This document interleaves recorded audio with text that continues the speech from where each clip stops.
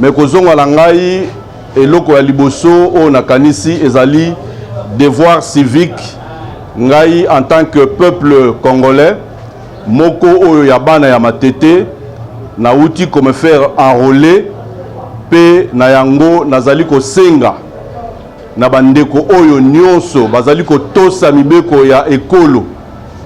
L'État a tchaki enrôlement du 24 décembre ti le 23 février et janvier. Na yango nazali kosenga na moko o azakati na biso awa. Sima ya milulu oyo o azali na ngonga na ye akende ko se faire enrôler. Ba oyo bazali awa te bazali kolanda biso na etandoike. Tozali kosenga na bango pe ngonga yango oyo. Polobi tolingi toyoka te o moamba bazana siège te. Commune ya matete bazana siège te. Malade bazalaki ba accidenté pe bazalaki. Mais na ba oyo bazwi ngolu ya kozala na biso lelo tozali kotombela bango mobu ya sika elamu. Na eloko mibale tokoloba ete na mboka oyo totambolaka bonta bate. Tozana bakonzi oyo bakelimibe ko bazali ba policier bazali ba sénateur ba député pe ba membre du gouvernement.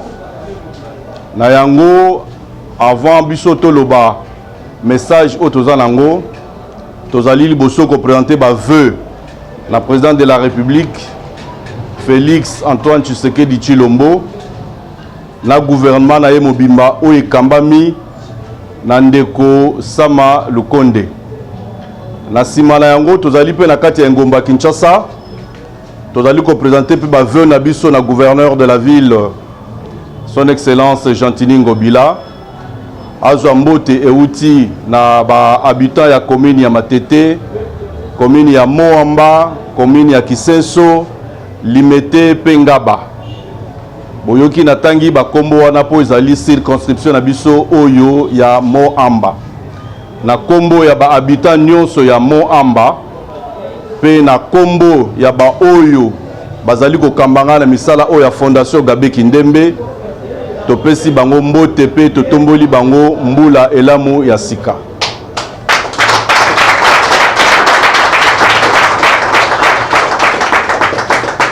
Nazalaki awa te nazalaki na mobembo na musala bato nazana association munene nazana ngo na Lemba ba chaeur nyonso ya Lemba na kobenga président aya na présentaki déjà bandeko na biso président ya ba chaeur ya Lemba ye wana bazana comité mobimba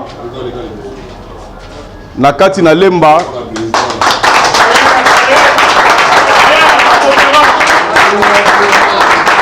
donc na kati ya association wana bazali au moins plus de 1000 personnes.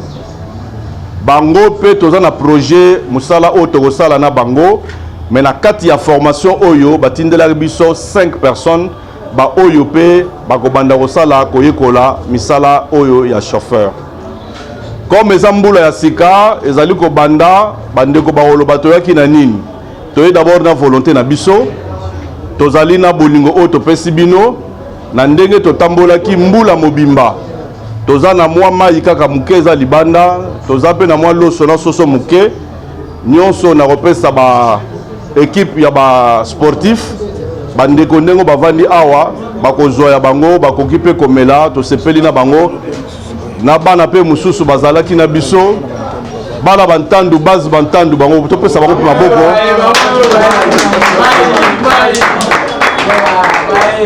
donc nazala soki na lali na lamuki na bibe nazala bana ebele mama tuna nga ozala bana boni ngabite na koma na bana ebele bana oyo bazali na balabala tozongisi bazana kati ya libota na biso ba oyo pe tokuta na bango na nzela baza pe na libota na biso donc bango nyonso baza sima ya fondation Gabin Kindembe tokopesa bino longonia mobulu te na kati ya matete po toza civilisé bana matete bayokana entre bango bana ya Mongo Tomba Ngilima Baumbu Kisenso Bantandu bazala bomoko po tobundisa oyo nyonso ezali insécurité mapona mina biso le kamalamu et puis tozala moko oyo ya bino bokopesa maloba na lolemo oyo poke na oloba na parlement. Merci beaucoup.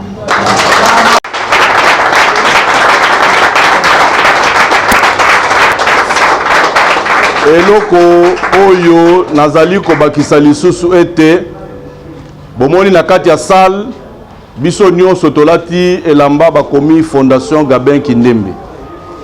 Fondation Gabin Kindembe ezali moko ya ASBEL, association sans but lucratif oyo ezali na commune ya Matete, pe misala na bango tozali kosala yango na kati ya ville province ya Kinshasa. Mikolo oyo depuis le 14 août tolantaki lutte contre le phénomène Kuluna. Tozali mingi na commune ya Matete, tokoti na Lemba pe Moamba Mobimba, tozali ko cibler po ba oyo bazali ko sala mobulu e batika nzela e wana. Na yango ba oyo bandimaki déjà kotika mobulu, tozali na maître City Train azali awa, pasteur Florine Zeza azali, maître Sibolite pe azali, bango basunga ngai bambula oyo mobimba oyo tozana ngo na kobundisa ba oyo bazali kosala misala ya kuluna. Pe likanisi oyo ya kofungola auto école eutaki epai na bango. Donc lelo tozali ko lancer officiellement première formation, première session ya formation ya bana oyo balingi kozala na mwa musala ya kosala. Bazali kaka bakuluna te, mais bazali ba oyo nyonso bazala Matete. Ba oyo nyonso bazana Lemba. Ba oyo bandimi koboya te papa sombelanga lipa na tongo na poko bapesi ye loso. Ye moko alinga yekola musala na ye. Na bokasi ya fondation oyo tozana yango tozali kokamba. Lelo tozali kosala ouverture ya fondation et ya formation na biso pona kosala formation ya auto-école. Ba o baza na biso nzamba pambola bango na mwangonga muke o ba kosala formation na bango soki na uti mobembo na yo kozonga tokopesa bango ba brevet et puis tokosenga nzamba pesa biso makoki tokoka kosalela bango pe ba permis de conduire po na oyo wana bako kosala misala.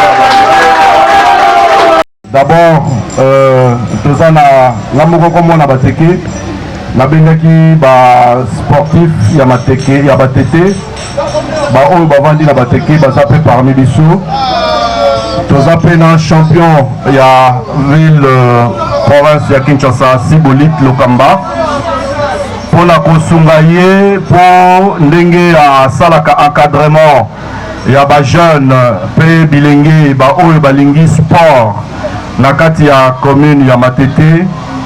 Tokobenga ye à titre symbolique ndenge tolobaki tozana don oyo topesi ya tatami ou bâche place basala sport na bango. Tokobenga Lokamba Sibolite atelema po azwa bâche na bango.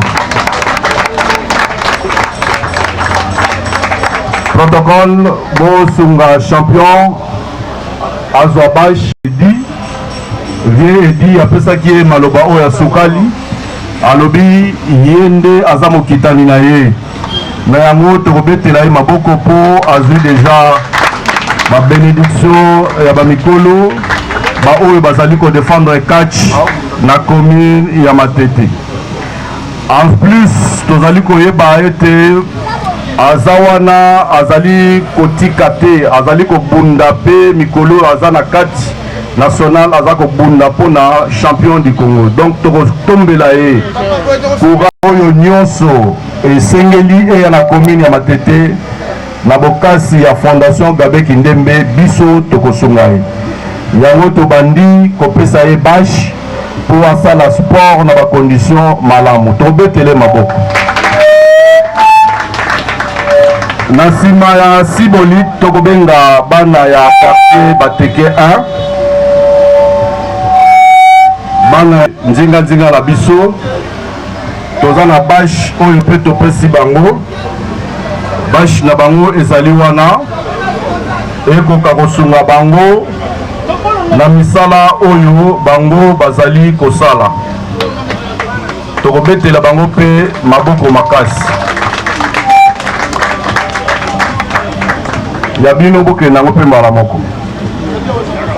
En dehors ya wana bon toza oyo esika tozosenga bandeko ba oyo baza na kati na fondation bazala momuke na respect pour tokomela mwa eloko na nsima tokabwani. Donc na osenga na bino enrôlement si ebandaki ndenge nga moko nazwi tozana ba leader ba champion ya kati ya matete ba faiseur d'opinion bazala na biso bazandinga nzinga na biso.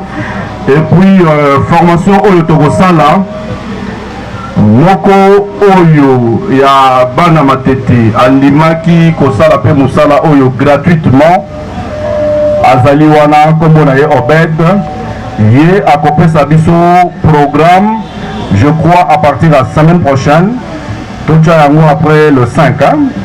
Donc bandeko bafete je crois les 5 bakoya esika oyo kaka tozali liste ezali oyo ya formation ba 5 chailleurs oyo tobakisi bana ya matete oyo pe bazali awa formation ekobanda yeyo tolakisi bino oyo akopesa formation na bana ya matete tobetela pe maboko. Merci beaucoup. Sikoyo tozana mwa mingi to ya koloba mai ezali bon ndenge